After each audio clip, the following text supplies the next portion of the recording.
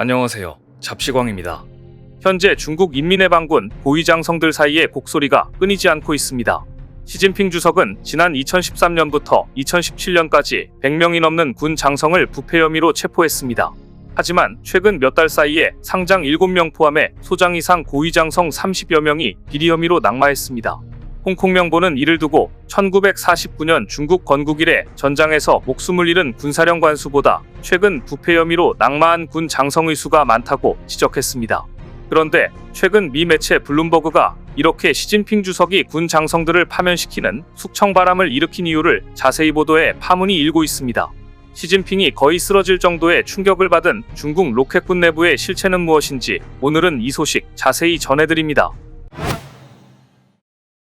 중국의 국방장관이 반부패 혐의를 받고 사라진 지 2달 만에 최근 새로운 국방장관이 임명됐는데 놀랍게도 신임 장관은 해군 사령관 출신의 둥진이었습니다. 리상푸 전 국방부장의 후임으로 둥진 해군 사령관이 임명되자 서방 국가들은 예상 밖의 인선을 두고 중국이 대만과의 일전을 앞두고 해군력에 힘을 실어주려는 것이 아니냐고 분석하고 있습니다. 중국 국방부 장관의 해군 장성이 임명된 것은 1949년 건국 이후 처음 있는 일로 심지어 미사일, 로켓 등 항공우주 분야 전문가였던 리상푸의 뒤를 이어 해군 출신이 국방부장에 오른 것은 중국 군부에서 해군의 중요성이 강조되고 있다는 뜻이기 때문입니다. 최근 중국군 내부의 지각 변동이 일고 있다는 것은 동해함대의 분위기가 심상치 않은 것도 이를 증명하고 있습니다. 군사 전문가들은 중국이 한국 해상을 봉쇄하는 것을 준비 중이며 현재 중국 내부의 변화가 2차 대전 직전 독일과 판박이라고 경고하고 있습니다. 중국 건군 이래 해군 출신 둥진이 국방부 장관에 올랐고 그 둥진이 자리를 해군에서는 마이너라 할 수 있는 잠수함 전문가가 차지한 것을 두고 2차 대전 직전의 독일과 유사하다고 보고 있습니다. 1930년대 히틀러가 세계대전을 일으키려고 하자 해군력에서 영국과 미국을 따라잡을 시간이 부족해진 독일은 잠수함을 만들기 시작했고 칼 데니츠 대장을 필두로 독일 해군의 유보트가 대량으로 만들어지게 되는데 그때의 상황과 지금 중국의 상황이 너무나 비슷하다는 겁니다. 둥진의 자리에 잠수함 전문가가 임명되자 군사 전문가들은 중국은 애초에 2038년에 해군력을 완성한 후 대만을 공격하려는 시나리오를 갖고 있는 것으로 알려졌는데 시 주석이 잠수함 전문가를 해군 사령관에 앉힌 것은 대만 공격 시점이 앞당겨진 것 아니냐는 분석을 제기하고 있습니다. 그런데 여기에서 우리가 눈여겨봐야 할 부분은 중국이 상급 잠수함은 지지부진하니까 그 아래 단계인 위안급 잠수함 8척을 동해함대, 즉 상하이 입구에 배치했다는 사실입니다. 매복에 용이한 동해함대에 디젤 잠수함을 대량 배치했다는 것은 남해와 서해로 들어가는 함정을 차단하겠다는 뜻으로 읽히고 있습니다. 그리고 이것은 미 해군 전력이 한반도를 남해를 통해 들어오는 것을 차단하겠다는 의도로 분석됩니다. 그럼 대체 중국군 내부에 어떤 문제가 있었길래 이렇게 대규모의 숙청이 끊이지 않는 것인지 그 실체를 들여다보겠습니다. 최근 밝혀진 인민해방군 내부의 부패 정도는 그 정도가 너무나 충격적이라 시진핑 주석이 경로할 만하다는 생각이 절로 듭니다. 특히 로켓군의 부정부패에 대해 사생결단식으로 장성들을 내치고 있는데 최근 블룸버그 통신은 그 배경에 대해 미 정보당국자들의 말을 인용해 이렇게 보도했습니다. 중국 인민해방군, 특히 2016년 창설한 로켓군의 내부 부패 정도가 매우 심각해 현재 중국 군대의 전투 수행 능력 전반에 신뢰가 떨어진 상태이다.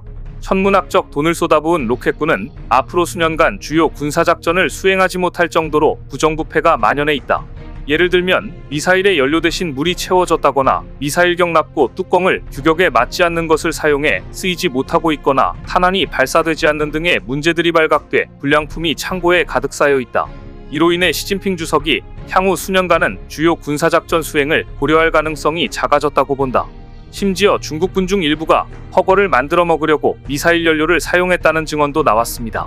미사일 연료 대신 물을 넣었다는 맹물 미사일 보도도 충격적이었는데 그 이후에 중국군 부패 의혹이 속속 도보되면서 중국군이 지방정부보다 더 부패했다는 사실이 속속 드러나고 있는 것인데요.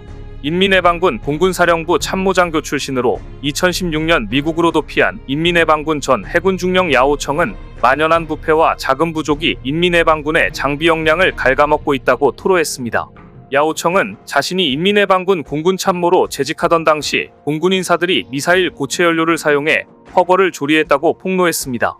허거는 끓는 육수에 고기와 야채 등을 넣어 익혀먹는 전통 중국 요리로 식사하는 동안 계속 육수가 담긴 냄비를 끓여야 합니다. 실제로 야오청은 자신이 군에 있을 때 항공기 연료 탱크에서 연료를 빼와 조리했다고 증언했습니다. 그러면서 이렇게 말했습니다. 우리는 허거를 먹을 때면 미사일에서 고체 연료를 하나씩 빼왔다. 공급이 충분하지 않았기 때문에 어쩔 수 없었다. 우리는 허거를 먹을 때마다 무기고로가 작고 둥근 고체 연료를 달라고 했다. 충격적인 내용입니다. 군수품을 빼돌리는 일은 옛날부터 모든 나라 군대에 있는 일이지만 로켓군 내부에서 일어난 부패는 너무 유치하고 수준이 하라 실소가 나올 정도입니다. 아마 이 같은 부정부패를 알게 된 시 주석은 아마 뒷목을 잡고 쓰러졌을 겁니다. 최근 6개월 사이 숙청된 로켓군과 방산국유기업 수뇌부가 15명이나 되었던 배경에 이런 이유가 있었던 것인데요. 분노한 시진핑은 가장 먼저 리샹푸 전 국방부장과 핵심 인사들을 응징했습니다. 리샹푸 국방부장은 지난해 8월 베이징에서 아프리카 국가들과 가진 안보포럼 기조연설을 끝으로 공식 석상에서 자취를 감추었고 전인대에서는 군 수뇌부 9명의 전인대 대표직 파면이 의결됐습니다. 이 중에는 로켓군 사령원을 지냈던 리위차오, 저우야닝, 로켓군 중장 출신의 장전중, 리찬광, 로켓군 장비발전부소장 리웅, 딩나이양 공군사령원, 당 중앙군사위 장비발전부 부부장 출신의 장위린까지 있었습니다. 시 주석은 2027년까지 군 현대화를 목표로 로켓군에 천문학적인 돈을 쏟아왔습니다. 하지만 로켓군 안팎의 부정부패로 군 현대화 시도가 사실상 물거품이 되었고 심지어 회복하려면 상당한 시간이 걸리게 되었던 것입니다. 이러니 열이 받은 시 주석이 대대적인 물갈이에 나선 것인데요.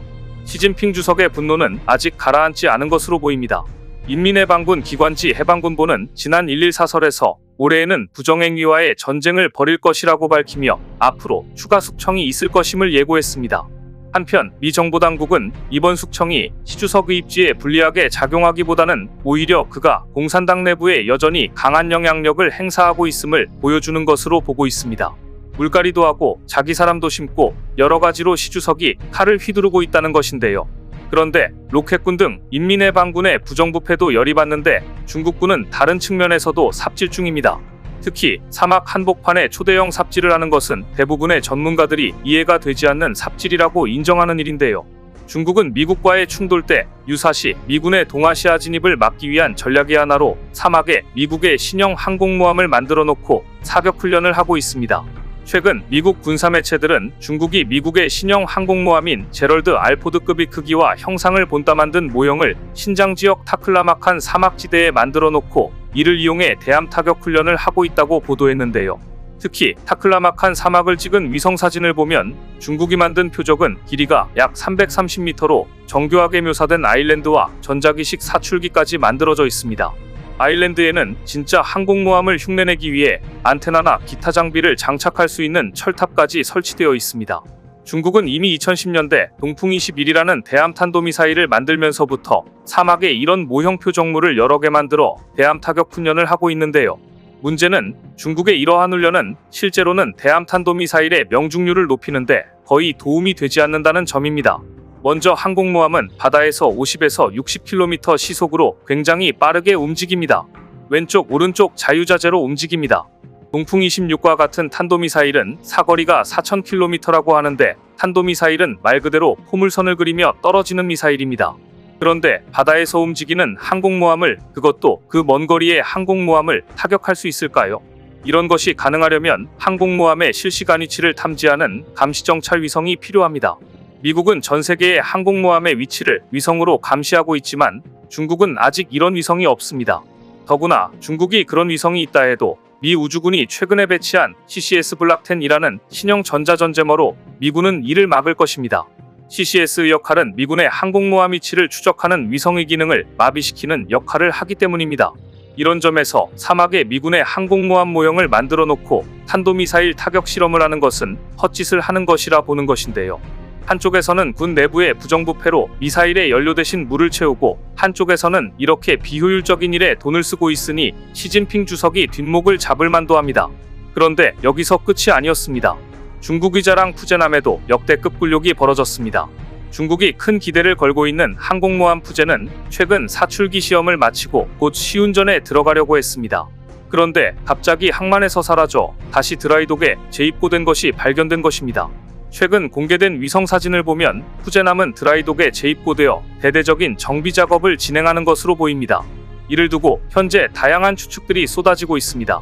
가장 설득력을 얻고 있는 주장은 시운전에 들어간 항공모함이 다시 드라이독에 재입고되는 일은 드문 일이며 후제남의 동력계 통해서 고장이 발견되었을 가능성이 크다는 주장입니다. 로켓군 부정부패도 속이 뒤집어질 일인데 후제남까지 결정적 결함이 발견되다니 시주석이 열이 받을 만도 한데요. 무엇보다 우리는 중국군 최초로 국방장관에 임명된 해군 사령관 출신의 국방장관의 행보와 중국 동해안 대의 변화를 예의주시해야 할 것 같습니다.